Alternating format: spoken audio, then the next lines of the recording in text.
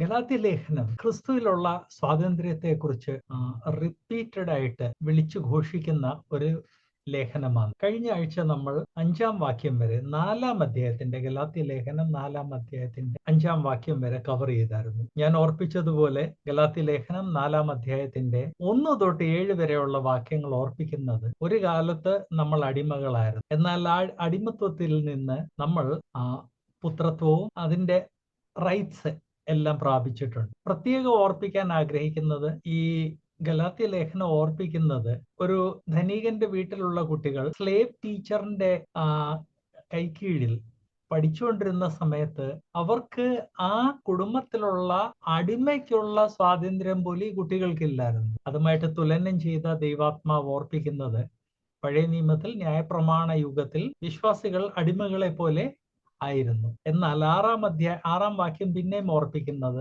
നിങ്ങൾ മക്കളാകൊണ്ട് അബ്ബാ പിതാവേ എന്ന് വിളിക്കുന്ന സ്വപുത്രന്റെ ആത്മാവിനെ ദൈവം നമ്മുടെ ഹൃദയങ്ങളിൽ അയച്ചു. ഈ വിശ്വാസികളുടെ ഹൃദയങ്ങളിൽ പരിശുദ്ധാത്മാവ് വസിക്കുന്നത് അത് ഈ യുഗത്തിൽ മാത്രമുള്ള ഒരു കാര്യമാണ്. നമ്മൾ ദൈവത്തിന്റെ യുഗങ്ങളുടെ കാര്യപരിപാടി പഠിക്കുമ്പോൾ ഒരു കാര്യം വ്യക്തമാണ്: സഭായുഗം പോലെ ഒരു യുഗമില്ല. ഇത് വളരെ പ്രത്യേക ഒരു യുഗമാണ്. ഈ യുഗത്തിൽ പരിശുദ്ധാത്മാവ് നമ്മുടെ ഉള്ളിൽ വസിക്കുന്നു. 1 കൊരിന്ത്യർ 12-ാം അധ്യായത്തിൽ നാം എല്ലാ ആത്മാവിനെ പാനം ചെയ്തു എന്ന് പറയുമ്പോൾ, പാനം ചെയ്യുമ്പോൾ വെള്ളം നമ്മുടെ ഉള്ളിൽ പോകുന്നത് പോലെ പരിശുദ്ധാത്മാവ് നമ്മുടെ ഉള്ളിൽ അധിവസിക്കുന്നു. ആ അധിവസിക്കുന്നതിന്റെ ചില പ്രത്യേകതകളുണ്ട്. ഒന്ന്, പരിശുദ്ധാത്മാവ് നമ്മുടെ ഹൃദയങ്ങളിൽ പരിശുദ്ധാത്മാവ് നമ്മുടെ ഹൃദയങ്ങളിൽ അധിവസിക്കുമ്പോൾ പരിശുദ്ധാത്മാവ് പിതാവിനോട് നമുക്ക് വേണ്ടി പ്രാർത്ഥിക്കുന്നു. പരിശുദ്ധാത്മാവ് നമുക്ക് വേണ്ടി പ്രാർത്ഥിക്കുമ്പോൾ പിതാവിനെ അബ്ബാ പിതാവേ എന്നാണ് പരിശുദ്ധാത്മാവ് അഭിസംബോധന ചെയ്യുന്നത്. ഇത് ഇവിടെ പ്രത്യേകം നമ്മൾ ശ്രദ്ധിക്കണം. അബ്ബാ പിതാവേ എന്ന് വിളിക്കുന്ന സ്വപുത്രന്റെ ആത്മാവാണ് അബ്ബാ പിതാവേ എന്ന് വിളിക്കുന്നത്, നമ്മളല്ല. അത് പ്രത്യേക. അപ്പൊ ആ പരിശുദ്ധാത്മാവ് നമ്മുടെ ഉള്ളിൽ വസിക്കുമ്പോൾ നമ്മളും പിതാവിനെ അബ്ബാ പിതാവേ എന്ന് വിളിക്കും. അബ്ബാ പിതാവേ എന്നുള്ളത് ഒരു വ്യക്തി തന്റെ പിതാവിനെ അഭിസംബോധന ചെയ്യുവാൻ വേണ്ടി ഉപയോഗിച്ചിരുന്ന ഏറ്റവും ഇന്റിമേറ്റ് ആയിട്ടുള്ള വാക്കുകളായിരുന്നു. അങ്ങനെ ഈ പുതിയ നിയമത്തിൽ നമ്മുടെ സ്റ്റേറ്റസ് മാറിയിരിക്കുന്നു എന്നുള്ള കാര്യം ഈ വാക്യം നമ്മളെ ഓർപ്പിക്കുന്നു. സ്റ്റേറ്റസ് മാറിയിരിക്കുന്നു എങ്കിൽ നമ്മുടെ പ്രവർത്തനം നമ്മുടെ സ്റ്റേറ്റസിന് അനുസരിച്ചായിരിക്കണം. ഈ ഓഫീസസിലൊക്കെ ഓഫീസേഴ്സിനെ ട്രെയിൻ ചെയ്യുമ്പോൾ, ബിസിനസ്സിലെ അതിന്റെ ടോപ്പ് ഹൈറാർക്കിയെ ട്രെയിൻ ചെയ്യുമ്പോൾ, ആർമിയിൽ ട്രെയിൻ ചെയ്യുമ്പോൾ, ഓരോ പ്രൊഫഷനിലും അവരെ ട്രെയിൻ ചെയ്യുമ്പോൾ ആ പ്രൊഫഷൻ അനുസരിച്ചായിരിക്കണം അവരുടെ ബിഹേവിയർ എന്നുള്ളത് അവർക്ക് പ്രത്യേകം ട്രെയിനിങ് കൊടുക്കാറുണ്ട്. അങ്ങനെ അതിന്റെ അടിസ്ഥാനത്തിലാണ് ദൈവവചനം ഓർപ്പിക്കുന്നത്, നമുക്കൊരു പുതിയ സ്റ്റേറ്റസ് തന്നിട്ടുണ്ട്.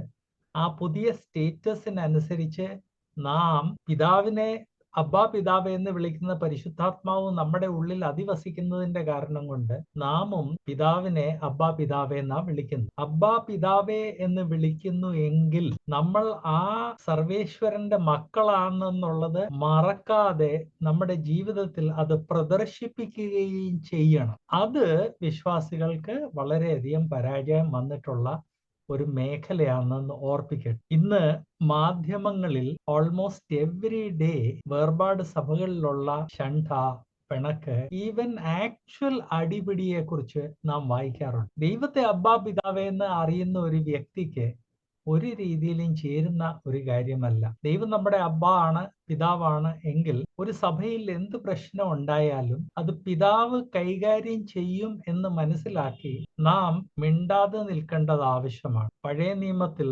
ദൈവാത്മാവ് പറഞ്ഞതുപോലെ ബി സ്റ്റിൽ, ദൈവം തരുന്ന ആ വിടുതലിനെ വാച്ച് ചെയ്യേ.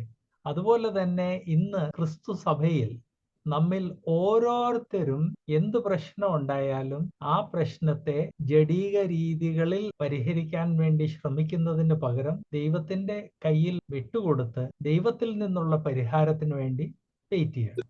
ഒരു സിമ്പിൾ ഉദാഹരണം പറഞ്ഞാൽ, ഞങ്ങളുടെ സഭയിൽ പ്രസംഗിക്കുന്ന ഒരു പാനൽ, ആ പാനലിന്റെ ഒരു ഓർഡർ ഉണ്ട്. ആ ഓർഡറിനനുസരിച്ചാണ് ഞങ്ങൾ പ്രസംഗിക്കുന്നത്. അതുകൊണ്ട് ഓരോരുത്തർക്ക് അറിയാം അവരുടെ ടേൺ എപ്പോഴാ വരുന്നത്. നാളെ സപ്പോസ് ആരെങ്കിലും ഒരാള്, ഓഫ് കോഴ്സ് എന്റെ സഭയിൽ അങ്ങനെയുള്ള കാര്യങ്ങൾ നടക്കാറില്ല, ആരെങ്കിലും ഒരാള് ആ പാനലിൽ നിന്ന് എന്നെ ഒന്ന് മാറ്റുവാണ്. അവർക്ക് ഞാൻ പ്രസംഗിച്ച എന്തെങ്കിലും ഒരു കാര്യം ഇഷ്ടപ്പെട്ടില്ല, അതുകൊണ്ട് എന്നെ അങ്ങ് മാറ്റുവാണ്. അങ്ങനെ മാറ്റിക്കഴിഞ്ഞാൽ നമുക്ക് അവസരം തരുന്നത് ദൈവമാണ്, എടുത്തു മാറ്റുന്നത് ദൈവമാണ്.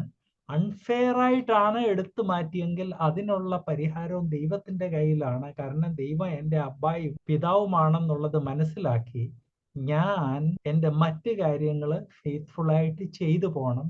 അതിന് പകരം ഫൈറ്റ് ചെയ്യുക, പൊളിറ്റിക്സ്, ഇതൊന്നും ചെയ്യാൻ പാടില്ല എന്നുള്ള കാര്യം ഞാൻ ഓർപ്പിക്കട്ടെ. ദൈവം നമ്മുടെ അബ്ബ ആൻഡ് പിതാവായതുകൊണ്ട് നമ്മുടെ ബിഹേവിയർ അതൊരു പ്രത്യേക രീതിയിലുള്ള ബിഹേവിയർ ആയിരിക്കും. അക്കാര്യത്തിൽ നമ്മൾ ധാരാളം ആളുകൾക്ക് പരാജയം സംഭവിച്ചിട്ടുണ്ട്. അതുകൊണ്ടാണ് നമ്മുടെ സഭകളിൽ എവറി ഡേ ഏതെങ്കിലും പ്രോബ്ലം ഉണ്ട് എന്ന് കേൾക്കുന്നത്. അത് ഇന്ന് ഈ മാധ്യമങ്ങളുടെ, ഇലക്ട്രോണിക് മാധ്യമങ്ങളുടെ അതിപ്രസരത്തിന്റെ കാരണം കൊണ്ട് എവിടെങ്കിലും വേർപാടിന്റെ ഒരു മൂലയ്ക്ക് ഒരു പ്രശ്നം ഉണ്ടായി കഴിഞ്ഞാൽ എല്ലാവരും അറിയുന്നു. എല്ലാവരും അറിയുന്നത് കൊണ്ട് നമ്മൾ ഹൃദയം നൊന്ത് വേർപാട് സഭകൾക്ക് വേണ്ടി വിലപിക്കുകയും, എൻ്റെ ജീവിതത്തിൽ അങ്ങനെ ഒരു പ്രശ്നം വന്നാൽ, വരാഴിയൊന്നുമില്ല, നമുക്ക് ആർക്കും ആരുടെ ജീവിതത്തിലും പ്രശ്നം വരാം, എൻ്റെ ജീവിതത്തിൽ ഒരു പ്രശ്നം വന്നാൽ ഞാൻ മാനുഷ ആയുധങ്ങളും കൊണ്ട് ഫൈറ്റ് ചെയ്യുന്നതിന് പകരം ദൈവത്തിൽ ആശ്രയിക്കുക എന്നൊരു തീരുമാനം എവറി ഡേ നമ്മളിൽ ഓരോരുത്തരും എടുക്കേണ്ടതാണ്.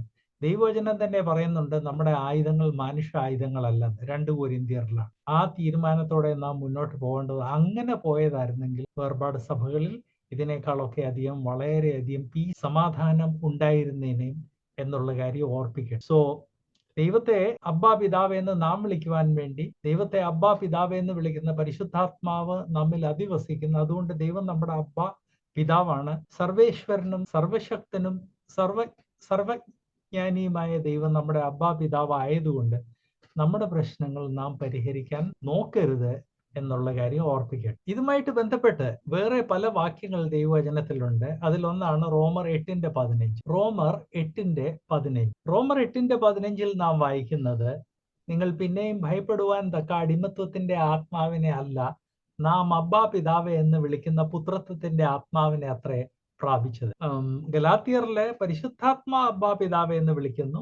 ഇവിടെ വ്യക്തമായിട്ട് പറഞ്ഞിരിക്കുന്നത് നാം അബ്ബാ പിതാവെ എന്ന് വിളിക്കുന്ന പുത്രത്വത്തിന്റെ ആത്മാവിനെയാണ് പ്രാപിച്ചത്. ഇവിടെ അബ്ബാ പിതാവെ എന്ന് വിളിക്കുന്നത് പരിശുദ്ധാത്മാവാണ്. എന്ന ആ ആത്മാവ് നമ്മൾ പ്രാപിച്ചത് കൊണ്ട് നമുക്ക് ആ പുത്രത്വത്തിന്റെ ആത്മാവ് ലഭിച്ചു. നമുക്കും അങ്ങനെ പിതാവിനെ വിളിക്കാം എന്നുള്ള കാര്യം കുറെ കൂടെ ദൈവവചനം വ്യക്തമാക്കുന്നു. കർത്താവായ യേശു ക്രിസ്തു ആഗ്രഹിച്ചതായിരുന്നെങ്കിൽ എന്തെല്ലാം കാര്യങ്ങൾ ചെയ്യാമായിരുന്നു. എന്നാൽ കർത്താവായ യേശു ക്രിസ്തുവിന്റെ ജീവിതത്തിലെ ഏറ്റവും വലിയ പ്രതിസന്ധി വന്നപ്പോൾ മർക്കോസ് 14:36 കർത്താവ് പ്രാർത്ഥിച്ച പ്രാർത്ഥന നമുക്കൊരു മാതൃകയാണ്. നമ്മുടെ ജീവിതത്തിൽ പ്രതിസന്ധി വരുമ്പോൾ നാം ഏത് രീതിയിൽ പ്രാർത്ഥിക്കണം എന്നുള്ളതിന്റെ ഒരു മാതൃകയാണ് മർക്കോസ് 14:36. മർക്കോസ് 14:36 നാം വായിക്കുന്നത്, അവൻ അബ്ബാ പിതാവേ നിനക്ക് സകലവും കഴിയും, ഈ പാനപാത്രം എങ്കിൽ നിന്ന് നീക്കണമേ, എങ്കിലും എൻ്റെ ഇഷ്ടം പോലെയല്ല നിന്റെ ഇഷ്ടം പോലെ തന്നെ ആകട്ടെ എന്ന് പറഞ്ഞു. അപ്പൊ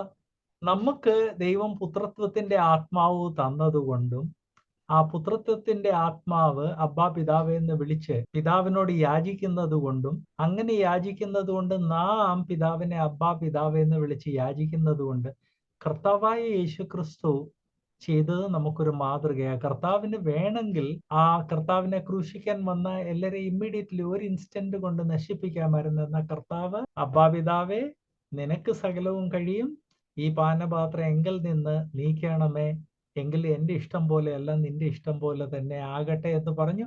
വിശ്വാസികളായ നമ്മുടെ ജീവിതത്തിൽ മനുഷ്യരിൽ നിന്ന് ഏത് പ്രതിസന്ധി വന്നാലും ഏത് എതിർപ്പ് വന്നു കഴിഞ്ഞാലും നാം പ്രാർത്ഥിക്കുകയും ചെയ്യേണ്ട മാതൃക ഇവിടെ കർത്താവായ യേശു ക്രിസ്തു കാണിച്ചു തന്നിരിക്കുക. ഫിലിപ്പ് ലേഖനം 2-ാം അധ്യായം ഉറപ്പിക്കുന്ന ക്രിസ്തുവിലുള്ള അതേ മനോഭാവം നിങ്ങളിലും ഉണ്ടാകട്ടെ. ആ ക്രിസ്തുവിലുള്ള മനോഭാവത്തിന്റെ ഒരു എക്സ്പ്രഷനാണ് നാം ഇവിടെ കാണുന്നത്. അബ്ബാ പിതാവെ എന്ന് പ്രാർത്ഥിച്ച് എല്ലാം പിതാവിന്റെ കയ്യിൽ ഭരമേൽപ്പിച്ചു. നാം ദൈവമക്കളാണെന്നുള്ളത് യോഹന്നാൻ 1:12 ഓർപ്പിക്കുന്നല്ലോ. നമ്മളെല്ലാം കാണാതെ പഠിക്കേണ്ട ഒരു വാക്യമാണ്. എല്ലാവർക്കും അത് കാണാതെ ഓർമ്മയുണ്ട് എന്ന് ഓർപ്പിക്കുന്നു. യോഹന്നാൻ 1:12 നമ്മൾ ദൈവത്തിന്റെ മക്കളാണെന്നുള്ള കാര്യം ഓർപ്പിക്കുന്നു. ദൈവത്തിന്റെ മക്കളായതുകൊണ്ടാണ് നമ്മൾ അബ്ബാ പിതാവേ എന്ന് വിളിക്കുന്നത്. അത് തന്നെ 1 യോഹന്നാൻ 3:1 ഓർപ്പിക്കുന്നു. എഫേസ്യ ലേഖനം 1-5 നമ്മളെ ദൈവം യേശുക്രിസ്തു മുഖാന്തരം പുത്രത്വം നൽകിയിരിക്കുന്നതാണ്. സോ ഈ വാക്യങ്ങളെല്ലാം കൂടെ നമ്മൾ എടുത്ത് ഒന്നിച്ചു വെക്കുമ്പോൾ ഒരു വിശ്വാസി രക്ഷയുടെ അനുഭവത്തിൽ വരുമ്പോൾ പരിശുദ്ധാത്മാവ് തന്നിൽ അധിവസിക്കുന്ന അതേ സമയത്ത് തന്നെ ദൈവത്തിന്റെ മക്കളാക്കുന്നു. പ്രത്യേകിച്ച് പരിശുദ്ധാത്മ സ്നാനത്തിൽ കൂടെ നമ്മൾ ദൈവ മക്കളായി തീരുന്നു. കാരണം നമ്മൾ കർത്താവായ യേശുക്രിസ്തുവിന്റെ ശരീരവുമായിട്ട് ഏകീഭവിക്കുന്നു. യേശുക്രിസ്തു ദൈവപുത്രനായതുകൊണ്ട് നമ്മൾ എല്ലാവരും ദൈവ മക്കളായി തീരുന്നു. പരിശുദ്ധാത്മാവ് നമ്മുടെ ഉള്ളിൽ വസിക്കുന്നു. അതിന്റെ എല്ലാം കാരണം കൊണ്ട് നമ്മൾ പിതാവിനെ അബ്ബാ പിതാവ് എന്ന് വിളിക്കുന്നു. നമുക്കൊരു പുതിയ ബന്ധവും നൽകിയിരിക്കുന്നു, പുതിയ ഐഡന്റിറ്റി നൽകിയിരിക്കുന്നു. ആ തനിമ നമ്മൾ ഒരു കാലത്തും മറക്കാൻ പാടില്ല. നമ്മുടെ കൾച്ചർ നമ്മളെ പഠിപ്പിക്കുന്നത് ആരെങ്കിലും നമ്മളോട് എന്തെങ്കിലും പറഞ്ഞു കഴിഞ്ഞാൽ അതിന്റെ ഇരട്ടി ശക്തിയോടെ മറുപടി പറയണം എന്നാണ്. ദൈവവചനം ഓർപ്പിക്കുന്നത് മറുപടി പറയാൻ കഴിവുണ്ടായിരുന്ന കർത്താവായ യേശു ക്രിസ്തു പോലും അങ്ങനെ ഒരു പ്രതിസന്ധി വന്നപ്പോൾ അബ്ബാ പിതാവേ അവിടുത്തെ ഇഷ്ടം പോലെ നടക്കട്ടെ എന്നാണ് പറഞ്ഞത്. അതേ മാതൃക നമ്മളും അനുകരിക്കണം. അത് അനുകരിച്ചതായിരുന്നെങ്കിൽ, അല്ലെങ്കിൽ നമ്മളിൽ കുറച്ചുകൂടെ കൂടുതൽ ആളുകൾ ആ മാതൃക അനുകരിക്കുവാണെങ്കിൽ വേർപാട് സഭകളിൽ ഇന്ന് കാണപ്പെടുന്ന പല പ്രശ്നങ്ങളും ഇല്ലാതെയാകും എന്നുള്ള കാര്യം ഞാൻ ഓർപ്പിക്കണം. ഗലാത്യ ലേഖനം 4:7 നാം വായിക്കുന്നത്, ഗലാത്യർ 4:7, അങ്ങനെ നീ ഇനി ദാസനല്ല പുത്രനത്രയാകുന്നു, പുത്രനെങ്കിലോ ദൈവഹിതത്തിനാൽ അവകാശിയാകുന്നു. വിശ്വാസികളായ നാം ദൈവം നമുക്ക് തന്നിരിക്കുന്ന ആ പുതിയ സ്ഥാനം, ആ പുതിയ സ്റ്റേറ്റസ്, പുതിയ ഐഡന്റിറ്റി, തനിമ, അത് ഒരു കാലത്തും മറക്കാൻ പാടില്ല. ഇത്രയും ഡീറ്റെയിൽ ആയിട്ട് ഇതിനു മുൻപുള്ള അധ്യായത്തിലും ഈ അധ്യായത്തിലും ഇക്കാര്യം ഇത്രയും ഡീറ്റെയിൽ ആയിട്ട് എക്സ്പ്ലെയിൻ ചെയ്ത് കഴിഞ്ഞ് ദൈവവചനം ഓർപ്പിക്കുന്നത് നമ്മൾ ദൈവഹിതത്താൽ അവകാശികളാകുന്നു. ഓൾറെഡി അവകാശികളായതുകൊണ്ട് ആ വിഷയത്തെക്കുറിച്ച് ഇനി ഒരു സംശയം പാടില്ല. ഈ സ്ലേവ് ടീച്ചേഴ്സ്, അടിമകൾ മക്കളെ പഠിപ്പിച്ച് റിപ്പീറ്റഡ് ആയിട്ട് അവരെ ടെസ്റ്റ് ചെയ്ത് ഒരു പർട്ടിക്കുലർ സ്റ്റേജിൽ എത്തിക്കഴിയുമ്പോൾ, ഫൈനൽ ടെസ്റ്റ് അല്ലെ ടെസ്റ്റുകൾ കഴിയുമ്പോൾ അവർ പക്വത പ്രാപിച്ചു എന്ന് കണ്ടു കഴിഞ്ഞാൽ, അന്നത്തെ യഹൂദന്മാരുടെ വീട്ടിലൊരു ചടങ്ങുണ്ടായിരുന്നു. ആ ചടങ്ങിൽ കൂടെയാണ് ഇവൻ പക്വത പ്രാപിച്ചിരിക്കുന്നു എന്ന് ഡിക്ലെയർ ചെയ്യുന്ന. അങ്ങനെ ഡിക്ലെയർ ചെയ്താൽ ഉടൻ തന്നെ അവൻ യജമാനന്റെ അതേ അതോറിറ്റി ആകുകയാണ്. അന്ന് വരെ അവന്റെ മേളിലുണ്ടായിരുന്ന ആ അടിമ ഇന്ന് അവന്റെ അടിമയായി മാറുകയാണ്. ഇത് വേദോസ്തവത്തിൽ പലയിടത്തൊന്നും പറഞ്ഞിട്ടില്ലെങ്കിലും ഒരിടത്ത് നാം ഇത് കാണുന്നുണ്ട്. ദാനിയേലിന്റെ ഗ്രന്ഥത്തിൽ ട്രെയിനിങ് കൊടുക്കാൻ പറഞ്ഞു. യഹൂദന്മാരുടെ ഇടയ്ക്കൊന്ന് തെരഞ്ഞെടുത്ത ഏറ്റവും സ്മാർട്ട്, ഏറ്റവും ഗുഡ് ലുക്കിംഗ്, ബുദ്ധിയുള്ള, അതുപോലെ ഭരിക്കാൻ കഴിവുള്ള ആളുകൾ മെഡോപാർഷ്യൻസിന്റെ സിസ്റ്റമിനനുസരിച്ച് ട്രെയിനിങ് എല്ലാം കൊടുത്തു കഴിഞ്ഞ് രാജാവ് അവരുമായിട്ട് സംസാരിച്ചു എന്നാണ് ദൈവവചനം പറയുന്നത്. എന്താ സംസാരിച്ചത്? ഹായ് ഹലോ, നിങ്ങൾ ഇവിടുന്ന് വന്നാൽ? നോ. ഈ രാജഭരണത്തെ കുറിച്ച് നമ്മൾ അതിന്റെ ഹിസ്റ്ററി വായിക്കുമ്പോൾ വ്യക്തമാകുന്നത് ട്രെയിനിങ് കഴിഞ്ഞ് അവരെ പരിശോധിക്കുന്ന ഒരു പ്രോട്ടോകോൾ ഉണ്ടായിരുന്നു. അത് ഇങ്ങോട്ട് വന്ന് 5 മിനിറ്റ് സംസാരിച്ചു ഫിനിഷ് അല്ല. 5 മിനിറ്റും കൊണ്ട് ദൈവവചനം അതിന്റെ ഒരു രത്ന ചുരുക്കം പറഞ്ഞെങ്കിലും ഈ രാജാവ് അവരോട് സംസാരിച്ചതെന്ന് പറഞ്ഞു കഴിഞ്ഞാൽ ഈ ട്രെയിൻ ചെയ്ത ആളുകളെ എല്ലാരെയും കൂടി ഇരുത്തിയിട്ട് പല രീതിയിലുള്ള ചോദ്യങ്ങൾ, വളരെ ആദ്യം സിമ്പിൾ തുടങ്ങിയിട്ട് വളരെ വിഷമമുള്ള ചോദ്യം ചോദിച്ചിട്ട് അതിൽ ഓരോരുത്തര് എങ്ങനെ അതിന് റെസ്പോൺസ് പറയുന്നു എന്ന് നോക്കി പരിശോധിച്ച്, രാജാവ് മാത്രമല്ല ആ കൊട്ടാരത്തിലുള്ള സീനിയർ ആയിട്ടുള്ള ഓഫീസേഴ്സ് എല്ലാം ഇവരെ പരിശോധിച്ചു കഴിഞ്ഞിട്ടാണ് ഇതിൽ ഓരോരുത്തർ എവിടെ എത്തി, ഏത് ലെവൽ വരെ അറ്റൈൻ ചെയ്തു എന്നുള്ളത് വ്യക്തമാകുന്നത്. അങ്ങനെയുള്ള പരിശോധനയിലാണ് ദാനിയേലും ശദ്രക്, മേശക്, അബേദ്നെഗോ പോലെ മറ്റാരും ഇല്ല എന്നുള്ളത് വ്യക്തമായി. ഇന്ന് അങ്ങനെ ഒരു കാര്യം നമ്മുടെ കുടുംബങ്ങളിൽ നടക്കാറില്ല. എന്നാൽ പുതിയ ഗലാത്യ ലേഖനമൊക്കെ എഴുതിയ സമയത്ത് കുട്ടികൾക്ക് ഇതുപോലെ ട്രെയിനിങ് ഉണ്ടായിരുന്നു. ട്രെയിനിങ് കഴിഞ്ഞ് അവർക്ക് ശരിയായ ഒരു ടെസ്റ്റ് ഉണ്ടായിരുന്നു. ആ ടെസ്റ്റിൽ അവർ ഏത് ലെവൽ വരെ എത്തണം, ആ ലെവൽ വരെ എത്തിക്കഴിഞ്ഞാൽ ഇമ്മീഡിയറ്റ്ലി അവർക്ക് അവരുടേതായ ഒരു ചടങ്ങുണ്ടായിരുന്നു. ആ ചടങ്ങിൽ കൂടെ അവർ മെച്യൂറായി എന്നുള്ളത് ഡിക്ലെയർ ചെയ്യുമായിരുന്നു. ഇന്നലെ വരെ അടിമയുടെ കൈക്കീഴിൽ നിന്ന ഈ കുട്ടി ഇന്ന് യജമാനന്റെ സ്ഥാനത്തല്ല, അടിമയുടെ യജമാനന്റെ സ്ഥാനത്ത് എത്തിച്ചേരുവാണ്. ദൈവവചനം ഇവിടെ ഓർപ്പിക്കുന്നത് പെന്തിക്കോസ്ത് നാളിൽ സഭായുഗം തുടങ്ങിയതോടെ നമ്മുടെ സ്റ്റേറ്റസ് അങ്ങ് മാറിയിരിക്കുകയാണ്. ഇന്നലെ വരെ അടിമകളായിരുന്ന നാം, ന്യായപ്രമാണത്തിന് കീഴിൽ വസിച്ച നാം, ഇന്ന് യജമാനന്റെ സ്ഥാനത്ത്, ശരിയായിട്ട് പറഞ്ഞു കഴിഞ്ഞാൽ അതിന് ദൈവവചനം ഉപയോഗിച്ചിരിക്കുന്ന വാക്ക് പുത്രൻ. നമ്മൾ പുത്രത്വം പ്രാപിച്ചു. അത് പ്രത്യേകിച്ച് പരിശുദ്ധാത്മാവിന്റെ സ്നാനം, കർത്താവായ യേശു ക്രിസ്തുവിന്റെ ശരീരവുമായിട്ട് ഏകീഭവിക്കുക, അങ്ങനെ പുത്രന്റെ ശരീരവുമായിട്ട് ഏകീഭവിച്ചു. ദൈവം നമ്മളെ ദത്തെടുത്തു. നമ്മൾ ഇന്ന് ദൈവത്തിന്റെ പുത്രന്മാരായിരിക്കുകയാണ്. അങ്ങനെ പുത്രന്മാരായി കഴിഞ്ഞിട്ട് പിന്നെ നമ്മുടെ രക്ഷ സംശയിക്കേണ്ട ആവശ്യമില്ലെന്ന് ദൈവവചനം ഓർപ്പിക്കുന്നു. ഗലാത്യരുടെ ഇടയ്ക്കുള്ള സംശയം അതായിരുന്നല്ലോ, രക്ഷ പൂർത്തിയായോ, ന്യായപ്രമാണം കൂടെ അനുസരിക്കണോ, പരിച്ഛേദനയിലേക്ക് തിരിച്ചു പോകണോ? ഇവിടെ ദൈവാത്മാവ് ഓർപ്പിക്കുന്നത്, നിങ്ങൾ പുത്രത്വത്തിന്റെ ആത്മാവ് പ്രാപിച്ചു. പരിശുദ്ധാത്മാവ് പല രീതിയിലുള്ള അത്ഭുതങ്ങളിൽ കൂടെ ആ കാര്യങ്ങളെല്ലാം കൺഫേം ചെയ്തു. പുത്രത്തിന്റെ ആത്മാവ് പ്രാപിച്ചതിന്റെ കോൺഫിഡൻസ് നിങ്ങളുടെ ഉള്ളിൽ വന്നു. ഇതെല്ലാം വന്നു കഴിഞ്ഞ് ഇനിയും അടിമത്വത്തിലോട്ട് മടങ്ങിപ്പോകരുത്. നിങ്ങൾ പുത്രന്മാർ എന്ന് ഡിക്ലെയർ ചെയ്തു കഴിഞ്ഞു. ഇതേ കാര്യം ദൈവവചനം വേറെ പലയിടത്തും ഓർപ്പിക്കുന്നുണ്ട്. കാരണം പുതിയ നിയമസഭയിൽ ആദ്യ വിശ്വാസികള് ഒരു നല്ല ശതമാനം യഹൂദന്മാരായിരുന്നു. 100% യഹൂദന്മാരല്ലായിരുന്നു, എന്നാലും ഡോമിനേറ്റ് ചെയ്ത സംഖ്യ യഹൂദന്മാരുടെ. ഇവരെല്ലാം ന്യായപ്രമാണത്തിൽ നിന്ന് കൃപായുഗത്തിലോട്ട് വന്നവരാണ്. ന്യായപ്രമാണത്തിന് കീഴിൽ ജീവിച്ചു കഴിഞ്ഞ് കൃപയുടെ സന്ദേശം പ്രാപിച്ച് കൃപയുടെ ആ മെസ്സേജിന്റെ അണ്ടറിൽ ജീവിക്കുന്ന. അതുകൊണ്ട് ഈ വിഷയം നിങ്ങൾ മക്കളാണ്, പുത്രത്വത്തിന്റെ ആത്മാവ് ലഭിച്ചവരാണ്. അതുകൊണ്ട് ഇനിയും ആ അടിമയുടെ കീഴിലല്ല എന്നുള്ളത് ആവർത്തിച്ചോർപ്പിച്ചിട്ടുണ്ട്. റോമാലേഖന 8-ാം അധ്യായത്തിന്റെ 15-16 നമുക്ക് ഒന്ന് വായിക്കാം. റോമർ 8-15-16. നിങ്ങൾ പിന്നെയും ഭയപ്പെടുവാൻ തക്ക അടിമത്വത്തിന്റെ ആത്മാവിനെ അല്ല. എന്തു ഭയം? ഒരു കുട്ടി ആ വീടിന്റെ യജമാനനായി തീരുവാനുള്ള വ്യക്തിയാണെങ്കിൽ പോലും അവരെ പഠിപ്പിക്കുന്ന അടിമകളുടെ കൈക്കീഴിൽ പഠിക്കുന്ന സമയത്ത് ആ അടിമയെ ഭയപ്പെട്ടേ പറ്റുമായിരുന്നു. നമുക്ക് തന്നെ അറിയാം, കേരളത്തിലെ ഉണ്ടായിരുന്ന, ഇന്ത്യ മുഴുവൻ ഉണ്ടായിരുന്ന ഗുരുകുലത്തിൽ എത്രയും വലിയ ഫാമിലിയിൽ നിന്നുള്ള കുട്ടിയാണെങ്കിലും ഗുരുവിന് ആ കുട്ടിയെ അടിക്കാനും ഉപദ്രവിക്കാനും ഒക്കെയുള്ള സ്വാതന്ത്ര്യം ഉണ്ടായിരുന്നു. പുതിയ നിയമകാലത്തും ഇതുപോലെ തന്നെ ഈ അടിമകൾ കുട്ടികളെ പഠിപ്പിച്ച സമയത്ത് വേണ്ടി വന്ന ശിക്ഷ, മർദ്ദനം എല്ലാം കുട്ടിയെ ഏൽപ്പിക്കുമായിരുന്നു. കുട്ടി പഠിക്കണമായിരുന്നു. അതുകൊണ്ടാണ് ഇവിടെ പറഞ്ഞിരിക്കുന്നത്, നിങ്ങൾ പിന്നെയും ഭയപ്പെടുവാൻ തക്ക അടിമത്വത്തിന്റെ ആത്മാവിനെ അല്ല. അവർ ട്രെയിനിങ്ങിന്റെ സമയത്ത് അടിമകളുടെ അടിമയായിരുന്നു. അതുകൊണ്ട് അവർ ഭയത്തോടെ ജീവിക്കണമായിരുന്നു. ആ പീരീഡ് കഴിഞ്ഞു. നാം അബ്ബാ പിതാവേ എന്ന് വിളിക്കുന്ന പുത്രത്വത്തിന്റെ ആത്മാവിനെ അത്രേ പ്രാപിച്ചത്. നാം ദൈവത്തിന്റെ മക്കൾ എന്ന് ആത്മാവ് തന്നെ നമ്മുടെ ആത്മാവോടുകൂടെ സാക്ഷ്യം പറയും. ആ പീരീഡ്, അടിമത്വത്തിന്റെ പീരീഡ് കഴിഞ്ഞു എന്നുള്ള കാര്യം ദൈവാത്മാവ് ഇവിടെ ഓർപ്പിക്കും. ഇത് വിശ്വാസികളായ നമ്മുടെ ഒക്കെ ജീവിതത്തിൽ നാം ആവർത്തിച്ച് നമ്മെ തന്നെ ഓർപ്പിക്കേണ്ടതാണ്.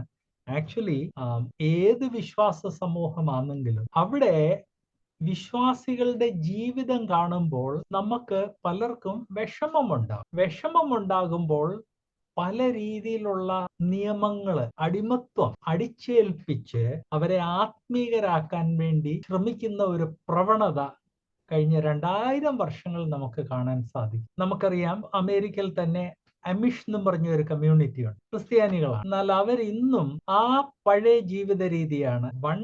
അവിടെ ഇവിടെ ഒരു ചില എക്സെപ്ഷൻസ് അല്ലാതെ എന്നും അവർ കുതിരവണ്ടിയാണ് ഉപയോഗിക്കുന്നത്. ടെലിഫോൺസ് അങ്ങനെ ഉപയോഗിക്കാറില്ല, മൊബൈൽസ് അങ്ങനെ ഉപയോഗിക്കാറില്ല. ജർമ്മനിയിൽ നിന്ന് ഓടി അമേരിക്കയിൽ വന്ന് സെറ്റിലായ ഒരു ഗ്രൂപ്പാണ്. 200-300 വർഷം മുമ്പ് ഉണ്ടായിരുന്ന ആ കൾച്ചറിൽ തന്നെ ജീവിക്കണം എന്നുള്ള നിയമങ്ങൾ അവരെ അടിച്ചേൽപ്പിച്ചിരിക്കുക. കാരണം അങ്ങനെ ജീവിച്ചെങ്കിലേ ഈ കമ്മ്യൂണിറ്റിയിലുള്ളവർ ആത്മീകരായിട്ട് നിൽക്കത്തുള്ളൂ എന്ന് ലീഡർഷിപ്പിന്റെ ഒരു ഭയമാണ്. അതിന്റെ കാരണം കൊണ്ട് ആ സൊസൈറ്റിയിൽ നടക്കുന്ന കാര്യങ്ങളൊക്കെ അതൊന്ന് പഠിക്കുന്നത് അത് വളരെ രസകരമാണ്. ഇതുപോലെ തന്നെ വിശ്വാസികളുടെ എല്ലാ സമൂഹങ്ങളിൽ വിശ്വാസികളുടെ ജീവിതം കാണുമ്പോൾ അത് പോരാ, ഇതിനേക്കാൾ കൂടുതൽ വേർപാട് വേണം, ഇതിനേക്കാൾ കൂടുതൽ സമർപ്പണം വേണം, ഇന്നത് പാടില്ല എന്ന് നമ്മൾ ചിന്തിക്കാറുണ്ട്. അങ്ങനെ ചിന്തിച്ചതിൽ കുഴപ്പമൊന്നുമില്ല. കാരണം നമ്മിൽ ഓരോ വ്യക്തിയും നമ്മുടെ സഭകളിൽ വിശ്വാസികൾ ഇതിനേക്കാൾ അധികം സമർപ്പണത്തോടെ ജീവിക്കണം എന്ന് ആഗ്രഹിക്കണം, അതിനുവേണ്ടി പ്രാർത്ഥിക്കണം. എന്നാൽ അങ്ങനെ സമർപ്പണം വിശ്വാസികളുടെ മധ്യേ കൊണ്ടുവരുവാൻ വേണ്ടി നാം മനുഷ്യനിർമ്മിത നിയമങ്ങൾ അടിച്ചേൽപ്പിക്കരുത്, ആരോപിക്കരുത്. കാരണം നാം ദൈവത്തിന്റെ മക്കൾ എന്ന് ആത്മാവ് തന്നെ നമ്മുടെ ആത്മാവോടുകൂടെ സാക്ഷ്യം പറയുന്നു. ആ ദൈവമക്കളുടെ മേളിൽ മനുഷ്യനിർമ്മിതമായ നിയമങ്ങൾ അടിച്ചേൽപ്പിക്കുന്നത് അത് അവരെ ഒരു രീതിയിലുള്ള ന്യായപ്രമാണത്തിന് കീഴിൽ കൊണ്ടുപോവുകയാണ്. അങ്ങനെ കൊണ്ടുപോയിട്ടുള്ളത് ഞാൻ ഇതിനു മുൻപ് ഓർപ്പിച്ചിട്ടുണ്ടല്ലോ. എക്സ്ക്ലൂസീവ് ബ്രദറൻ എന്ന് പറഞ്ഞ കമ്മ്യൂണിറ്റി, ഈവൻ തിരുവത്താഴം അത് പൂർണ്ണമായിട്ടും സഭയുടെ അതോറിറ്റിയുടെ കീഴിലാണെന്ന് അവർ പഠിപ്പിക്കുന്നു. ആൻഡ് കുടുംബങ്ങളെ എത്രയോ 10,000-കണക്കിന് കുടുംബങ്ങൾ അവരുടെ കാരണം കൊണ്ട് നശിച്ചുപോയി. ഇത് തന്നെ മനുഷ്യരെ ആത്മീകരാക്കാൻ വേണ്ടി മനുഷ്യനിർമ്മിത നിയമങ്ങൾ. നമ്മുടെ മധ്യേ ഇങ്ങനെയുള്ള പല പ്രവണതകളുണ്ട്. അത് ദൈവജനം മനസ്സിലാക്കി അങ്ങനെയുള്ള പ്രവണതകളെ സപ്പോർട്ട് ചെയ്യരുത്, അതിൽ നിന്ന് മാറി നിൽക്കണം എന്നോർപ്പിക്കും. യോഹന്നാൻ 1:12 ഞാൻ ഇതിന് മുൻപ് പറഞ്ഞു.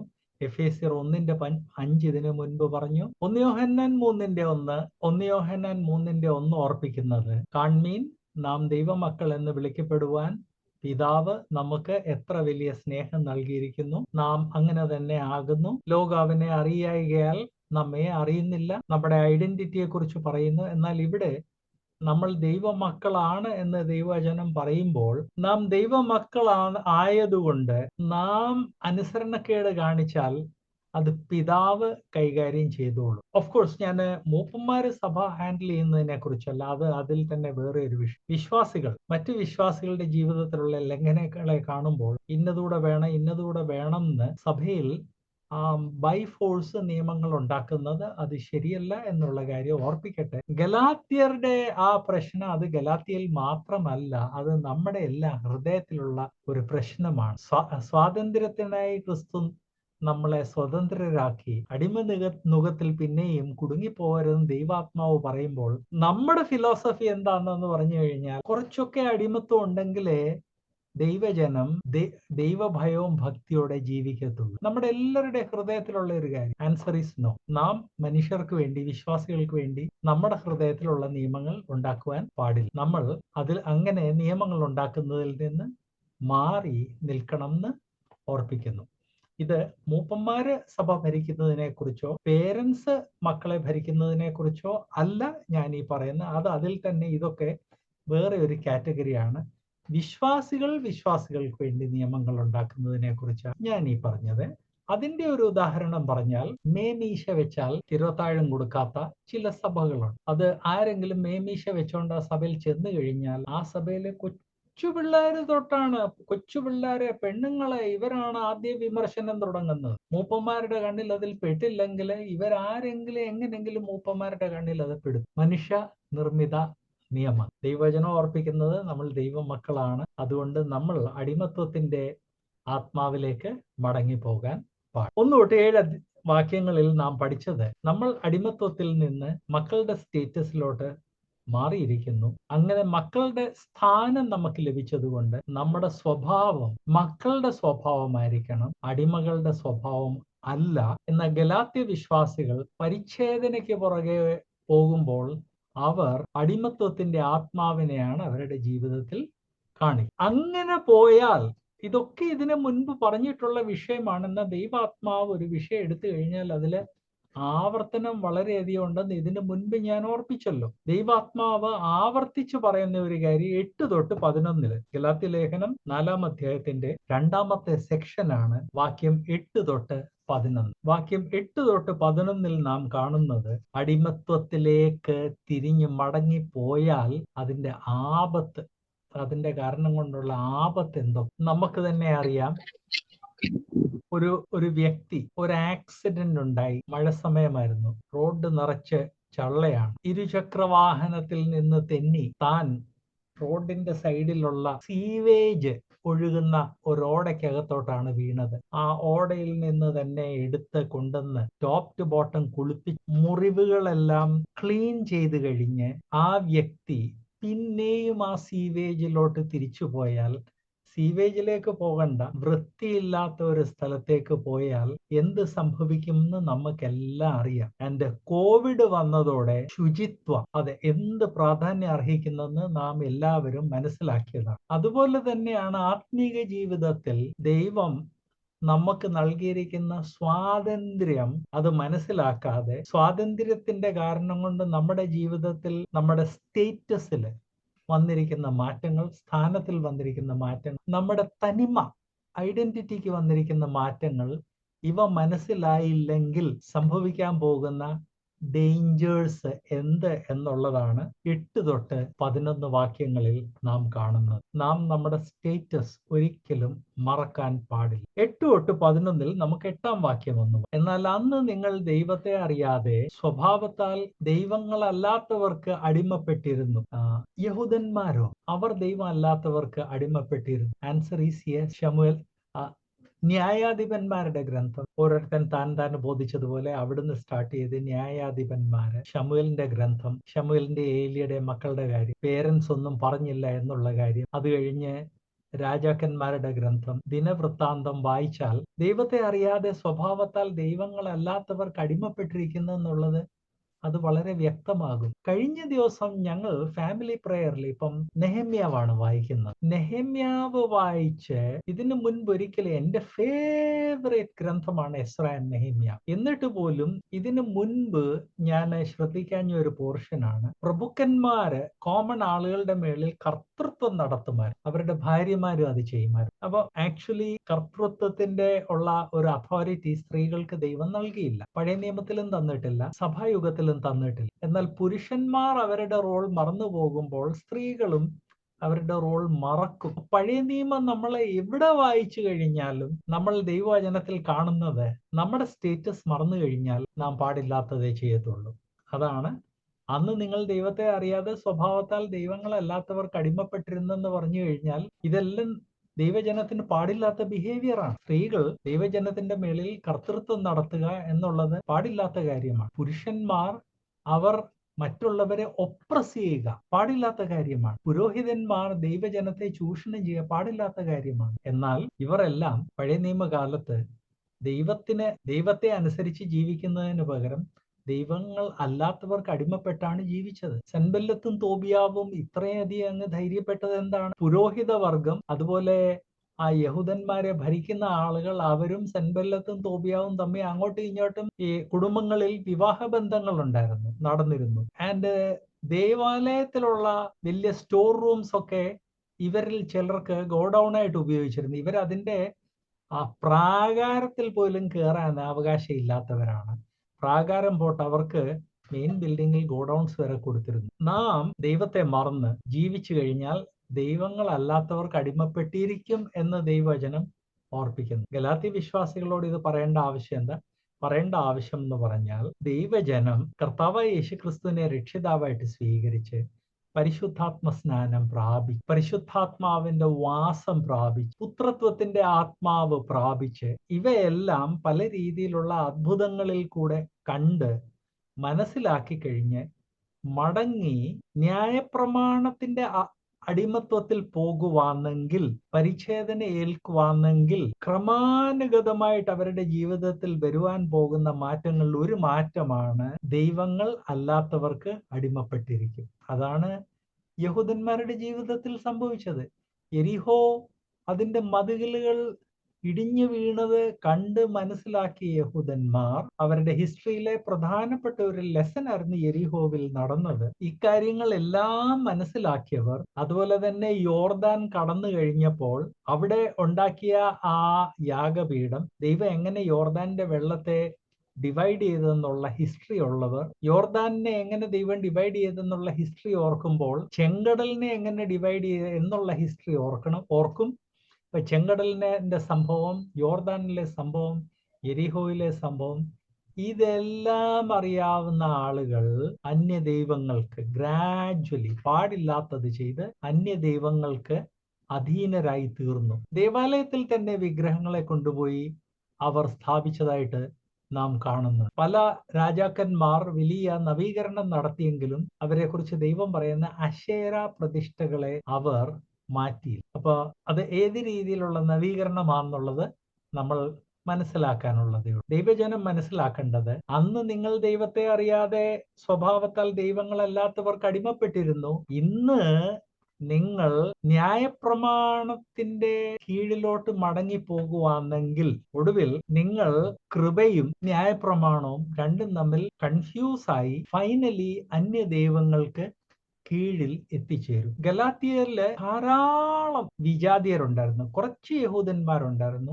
എന്നാൽ ധാരാളം വിജാതിയരും ഉണ്ടായിരുന്നു. യഹൂദന്മാരുമായിട്ട് നല്ല ഫെലോഷിപ്പ് ആയിരുന്നുകൊണ്ട് ഈ വിജാതിയർക്കൊക്കെ യഹൂദന്മാരെ കുറിച്ച് ന്യായപ്രമാണത്തെ കുറിച്ച് അറിയാമായിരുന്നു. അങ്ങനെയുള്ളവർ ന്യായപ്രമാണത്തിന് കീഴിൽ പോയി കഴിഞ്ഞാൽ കുറച്ചു കഴിയുമ്പം ന്യായപ്രമാണവുമില്ല, കൃപയില്ലാതെയായി മാറും. ആൻഡ് ഫൈനലി അവർ എന്ത് ചെയ്യും? ദൈവങ്ങളല്ലാത്തവർക്ക് അടിമപ്പെട്ടിരിക്കും. ദൈവജനം അവരുടെ പുതിയ സ്ഥാനവും പുതിയ തനിമയും മറക്കാൻ പാടില്ല. നമ്മുടെ സഭകളിലൊക്കെ എന്ത് പ്രശ്നമുണ്ടായാലും മനസാ വാച്യ കർമ്മണ നാം നമ്മുടെ സ്ഥാനം മറക്കാൻ പാടില്ല, നമ്മുടെ തനിമ മറക്കാൻ പാടില്ല. ആവശ്യമില്ലാത്തിടത്ത് വാ വിളിച്ച് മിണ്ടാൻ പാടില്ല. ദൈവജനം പ്രത്യേകം ഓർക്കണം. നമ്മൾ അന്യദേവന്മാരുടെ കീഴിൽ പോകുന്ന രീതിയിലാണ് ഇപ്പം കാര്യങ്ങളൊക്കെ കാണുന്നത്. 1 തെസ്സലോനിക്കർ 1:9 പറയുന്നത്, 1 തെസ്സലോനിക്കർ 1:9 നിങ്ങളുടെ അടുക്കൽ ഞങ്ങൾക്ക് എങ്ങനെയുള്ള പ്രവേശനം ഉണ്ടായി എന്നും ജീവനുള്ളതും സത്യവുമായ ദൈവത്തെ സേവിപ്പാനും. അപ്പൊ സത്യമായ ദൈവത്തെയാണ് ഇന്ന് നമ്മൾ സേവിക്കുന്നത്. കൃപായുഗമാണ്, അടിമത്വത്തിലേക്ക് മടങ്ങിപ്പോകരുത്. എഫേസ്യ ലേഖനം 2:12, എഫേസ്യർ 2:12 അക്കാലത്ത് നിങ്ങൾ ക്രിസ്തുവിനെ കൂടാതെയുള്ളവരും ഇസ്രായേൽ പൗരതയോടെ ബന്ധമില്ലാത്തവരും, വിജാതി വിശ്വാസികളോടെ ഇത് എഴുതുന്നത്, ബന്ധമില്ലാത്തവരും വാഗ്ദത്തത്തിന്റെ നിയമങ്ങൾക്ക് അന്യരും പ്രത്യാശയില്ലാത്തവരും ലോകത്തിൽ ദൈവമില്ലാത്തവരായിരുന്നെന്ന് ഓർത്തുകൊള്ളുവീൻ. അങ്ങനെയുള്ളവർ കൃപയുടെ സന്ദേശം കേട്ട് കർത്താവായ യേശു ക്രിസ്തുവിനെ രക്ഷിതാവായിട്ട് സ്വീകരിച്ചു കഴിഞ്ഞപ്പോൾ പിന്നെ ന്യായപ്രമാണത്തിലേക്ക്, പ്രത്യേകിച്ച് പരിച്ഛേദനയിലേക്ക് മടങ്ങിപ്പോയി കഴിഞ്ഞാൽ ദൈവം അല്ലാത്തവർക്ക് അടിമപ്പെട്ടിരിക്കും. ദൈവജനം മനസ്സിലാക്കേണ്ട 2 കാര്യങ്ങൾ ഞാൻ ഓർപ്പിക്കട്ടെ. ഒന്ന്, നമ്മുടെ ഐഡന്റിറ്റി മറന്നാൽ നാം ഇല്ലാതാകും. ഞാൻ BSc പഠിച്ചുകൊണ്ടിരുന്നപ്പം ഫസ്റ്റ് ഇയറിൽ ചെന്നപ്പോൾ അന്നൊരു പ്രിൻസിപ്പാൾ ഉണ്ട്.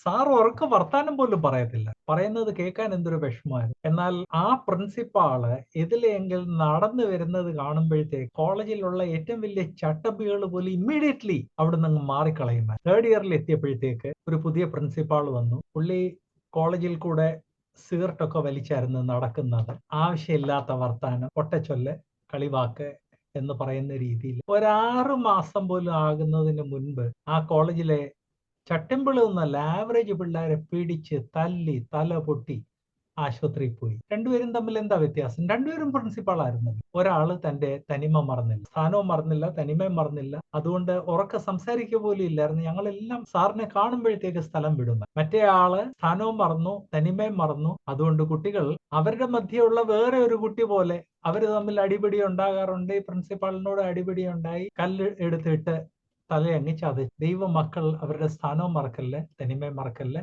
എന്ന് ഞാൻ ഓർപ്പിക്കണം. ദൈവജനത്തോട് ദൈവാത്മാവ് ഓർപ്പിക്കുന്നത്, ഇത് വിട്ടുപോയാൽ നിങ്ങൾ തിരിച്ച് അന്യദൈവന്മാരെ ആരാധിക്കുന്നതായിരിക്കും പലയിടത്തും സംഭവിക്കുന്നു. അതാണ് ഞാൻ പറയാൻ വന്ന 2ാമത്തെ കാര്യം. ഇന്ത്യയില് മിഷണറിമാര് വന്ന് സ്റ്റാറ്റിസ്റ്റിക്സ് കാണിക്കുവാൻ വേണ്ടി ചുമ്മാതെ ആളുകളെ കൺവേർട്ട് ചെയ്തു. രക്ഷയുടെ സന്ദേശം പോലും പറഞ്ഞില്ല. വടക്കേ ഇന്ത്യയിൽ അങ്ങനെയുള്ള ഒത്തിരി കമ്മ്യൂണിറ്റീസ് ഉണ്ട്. ഒരു മിഷണറി ഒരു കമ്മ്യൂണിറ്റിയിലൂടെ എത്തി, ഒരു ജഗ്ഗിൽ കുറച്ച് വീഞ്ഞു കൊണ്ടുവന്നു. അത് കുറച്ചായിട്ട് ഓരോ കുടുംബത്തിൽ കൊടുത്തയച്ചു. കുടിച്ചവരോട് പറഞ്ഞു, ക്രിസ്തു നിങ്ങളുടെ ഹൃദയത്തിൽ വന്ന് നിങ്ങളെല്ലാം ക്രിസ്ത്യാനികളാണ്. അവർ ക്രിസ്ത്യാനികളും അല്ലാതായി, ഹിന്ദുസും അല്ലാതായി മാറി. ഇന്ന് വടക്കേ ഇന്ത്യയിൽ അങ്ങനെയുള്ള ആയിരക്കണക്കിന് കമ്മ്യൂണിറ്റീസ് ഉണ്ട്. ഈ കമ്മ്യൂണിറ്റീസ് എന്ന് പറഞ്ഞാല് അതത് പട്ടണത്തിലെ ചട്ടമ്പികള്, ചാരായം മാറ്റുന്നവർ, അതല്ലാതെ എല്ലാ രീതിയിലുമുള്ള കുറ്റകൃത്യങ്ങൾ ചെയ്യുന്ന ആളുകളുടെ കമ്മ്യൂണിറ്റീസ് ആയി മാറിയിരിക്കുകയാണ്. വൈകിട്ട് ഒരു 5 മണി കഴിഞ്ഞാൽ ആ കോളനി കൂടെ ആരും കടന്നു പോലും പോകാത്ത, പകലാണെങ്കിൽ പോലും ഒക്കുവാണെങ്കിൽ ആ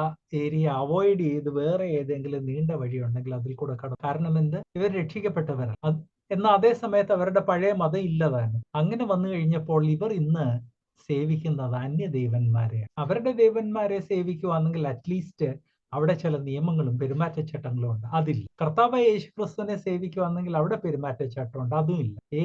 ഏറ്റവും വടക്കേ ഇന്ത്യയിലെ ക്രിസ്ത്യാനികളുടെ ഇടയ്ക്ക് ഏറ്റവും അധമന്മാരാണ് ഇവര്. ആയിരക്കണക്കിന് ഇങ്ങനെയുള്ള കോളനീസ് ഉണ്ടെന്ന് ഞാൻ ഓർപ്പിക്കട്ടെ. സത്യദൈവത്തിന് പകരം പാടില്ലാത്ത ഡയറക്ഷനിൽ പോയി കഴിഞ്ഞാൽ നാം അന്യദൈവങ്ങളെ സെർവ് ചെയ്യും. ആൻഡ് ഫൈനലി ഇങ്ങനെയാണ് ദൈവജനം. വേർപാട് സമൂഹത്തിൽ അങ്ങനെയുള്ള ഒരു ഗ്രൂപ്പ് ഇപ്പൊ ഡെവലപ്പ് ആയിക്കൊണ്ടിരിക്കുകയാണ്. കാരണം സ്റ്റാറ്റിസ്റ്റിക്സ് കാണിക്കുവാൻ വേണ്ടി കേരളത്തിലും കേരളത്തിന്റെ പുറത്ത് രക്ഷിക്കപ്പെടാത്ത ആളുകളെ നമ്മൾ ക്രിസ്ത്യാനികളാക്കിക്കൊണ്ടിരിക്കുകയാണ്. ഇന്ന് കേരളത്തിലുള്ള പല ബൈബിൾ സ്കൂൾസ് ഹിന്ദുസിനെ ഇറക്കുമതി ചെയ്ത് ബൈബിൾ പഠിപ്പിക്കുകയാണ്. ബൈബിൾ സ്കൂളിൽ വന്നു കഴിഞ്ഞ് രക്ഷിക്കപ്പെട്ടു എന്ന് പറഞ്ഞ് 5, 8, 10 ആളുകളെ സ്നാനപ്പെടുത്തുന്നുണ്ട്. പുറത്താരും അറിയുന്നില്ലെന്ന്. ഇവരെല്ലാം ഇവിടുന്ന് പഠിച്ചു പോയി കഴിഞ്ഞ് വടക്കേ ഇന്ത്യയിൽ പോയി അവരുടെ ചട്ടമ്പി കിങ്ഡംസ് സ്ഥാപിക്കുകയാണ്. എന്റെ റൂട്ട്സ് വടക്കേ ഇന്ത്യയിലായതുകൊണ്ടാണ് ഞാൻ ഇതെല്ലാം അറിയുന്നത്. നമ്മൾ അത് തന്നെ ചെയ്തുകൊണ്ടിരിക്കുക. വേർപാട് സമൂഹത്തിൽ അങ്ങനെയുള്ളവരുടെ സംഖ്യ വർദ്ധിച്ചുകൊണ്ടിരിക്കുകയാണ്. ബ്രദേഴ്സ്, പാടില്ലാത്തത് ചെയ്യാൻ പാടില്ല. ചെയ്തു കഴിഞ്ഞാൽ അന്യദൈവങ്ങളുടെ ആരാധന വർദ്ധിക്കും. അതിന്റെ പ്രത്യാഘാതങ്ങൾ വളരെ സീരിയസ് ആയിരിക്കും. ഇക്കാര്യങ്ങൾ മനസ്സിലാക്കാൻ ദൈവം നമ്മിൽ ഓരോരുത്തരെയും സഹായിക്കട്ടെ. God bless you.